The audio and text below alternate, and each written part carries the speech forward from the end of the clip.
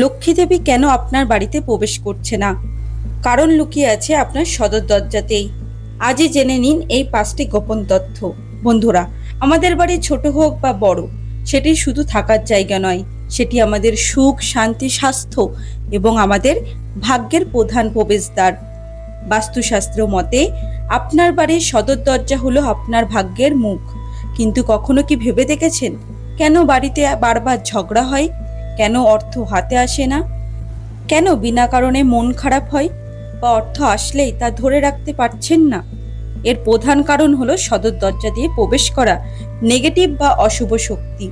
আজ আমরা এমন 5টি সহজ এবং অলৌকিক টিপস নিয়ে আলোচনা করব, যা আপনি সহজেই আপনার সদর দরজায় ব্যবহার করতে পারবেন। এগুলি পরীক্ষিত সত্য, যা নেগেটিভ শক্তিকে দূর করবেই এবং ধন সম্পদকে আপনার বাড়িতে প্রবেশ করাতে সাহায্য করবে। তাই ভিডিওটি আপনার জন্য খুবই হেল্পফুল হতে চলেছে। তাই ভিডিওটি শেষ পর্যন্ত দেখুন।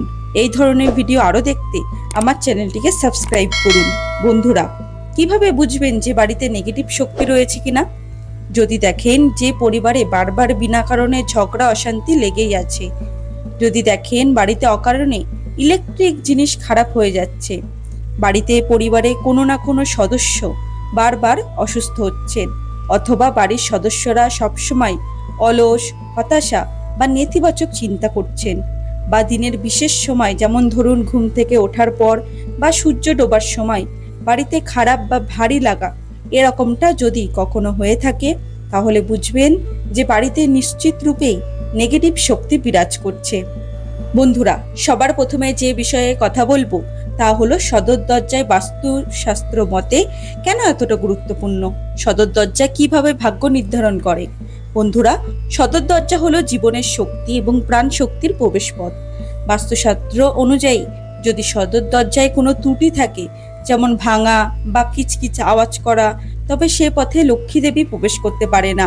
সদর দরজা যদি নোংরা থাকে বা এর সামনে কোনো বাধা থাকে, তবে সেই বাড়িতে নেগেটিভ এনার্জি জন্ম নেয় এবং সেটি স্থায়ী হয়। এই অবস্থায় নেগেটিভ শক্তি দূর করার জন্য প্রথমেই যে বিষয়টি করণীয় তা হলো নুন জল দিয়ে শক্তিশালী শুদ্ধিকরণ। অর্থাৎ নুন বা লবণ হলো প্রকৃতিতে বিদ্যমান সবথেকে শক্তিশালী নেগেটিভ আয়ন শোষক। প্রতি বৃহস্পতিবার বা শনিবার সকালে 1 বালতি জলে 2 চামচ বিট নুন অথবা রক সল্ট মিশিয়ে সেই জল দিয়ে আপনার সদর দরজা ভেতর ও বাইরের অংশ, বিশেষ করে কোণাগুলি ভালো করে মুছে দেবেন। তবে মনে রাখবেন, এই জল কখনোই বাড়ির ভেতর দিকে ফেলবেন না। সবসময় বাইরের কোনো ড্রেন বা টবে ফেলে দিন, কারণ শোষিত নেগেটিভ শক্তি বাড়িতে রাখলে তা আবার ছড়িয়ে পড়তে পারে। এটি আপনার বাড়ির চারপাশে খারাপ শক্তিকে শোষণ করবে এবং শান্তি ফিরিয়ে আনবে। দ্বিতীয়ত, ঘোড়ার নাল ব্যবহার করুন। বন্ধুরা, ঘোড়ার নালকে সৌভাগ্যের কবচ বলা হয়। ঘোড়ার নাল শতাব্দীর পর শতাব্দী ধরে সৌভাগ্য এবং সুরক্ষা কবচ হিসেবে ব্যবহার করা হয়। জ্যোতিষশাস্ত্র অনুযায়ী এটি শনির খারাপ প্রভাব থেকে মুক্তি দেয়। একটি পুরনো বা ব্যবহৃত কালো ঘোড়ার নাল সবার প্রথমে সংগ্রহ করুন। সেটিকে ভালোভাবে পরিষ্কার করে দরজার বাইরের দিকে ইউ আকারের পেরেক দিয়ে ঝুলিয়ে দিন। ইউ আকৃতি মানে হলো এটি যেন আকাশের থেকে আসা সমস্ত শুভ শক্তি এবং সম্পদকে ধরে রাখতে পারে। এটিকে উল্টো করে ঝোলালে ভাগ্য বেরিয়ে যায়, তাই এই ভুলটি করবেন না। এটি দরজার কাছে আসা যে কোনো নেগেটিভ শক্তি বা অশুভ শক্তিকে আটকে দেয়। তৃতীয় যে বিষয়টি হলো তা হলো স্বস্তিক চিহ্ন বা মন্ত্রের শক্তি। বন্ধুরা, স্বস্তিক হলো হিন্দু ধর্মের শুভ এবং মঙ্গলের প্রতীক, যা সমস্ত গ্রহের শক্তিকে একত্রিত করে।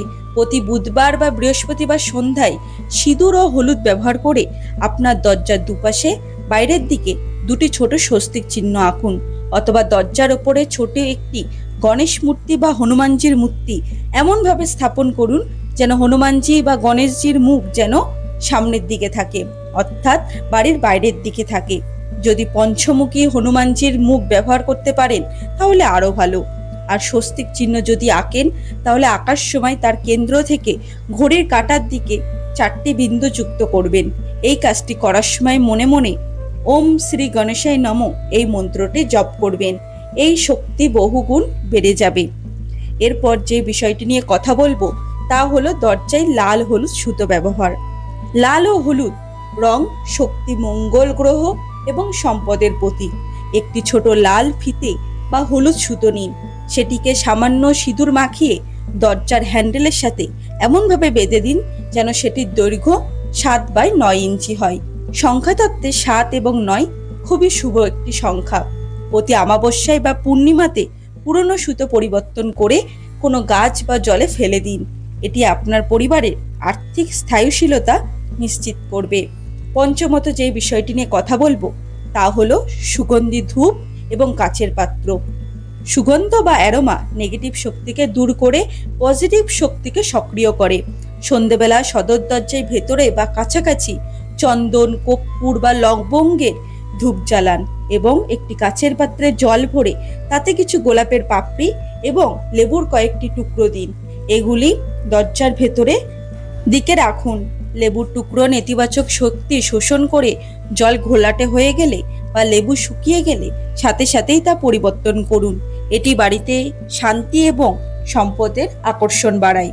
এইবার আসবো কিছু সতর্কতা বিষয়ে, যে ভুলগুলি প্রায়শই আমরা করে থাকি। সদর দরজায় এই 4টি ভুল কখনোই করতে নেই। প্রথমত, সদর দরজার ঠিক সামনে জুতো বা জুতো রাখার ব্যবস্থা করা কখনোই উচিত নয়। এটি লক্ষ্মীকে অপমান করা বা লক্ষ্মীর প্রবেশদ্বারকে বাধাপ্রাপ্ত করা বোঝায়। দ্বিতীয়ত, দরজার আশেপাশে ভাঙা আসবাবপত্র, শুকনো গাছ বা পুরনো জিনিস কখনোই রাখবেন না। এগুলি নেগেটিভ শক্তিকে আমন্ত্রণ জানায় এবং মা লক্ষ্মী নোংরা জায়গায় প্রবেশ করতে পছন্দ করেন না।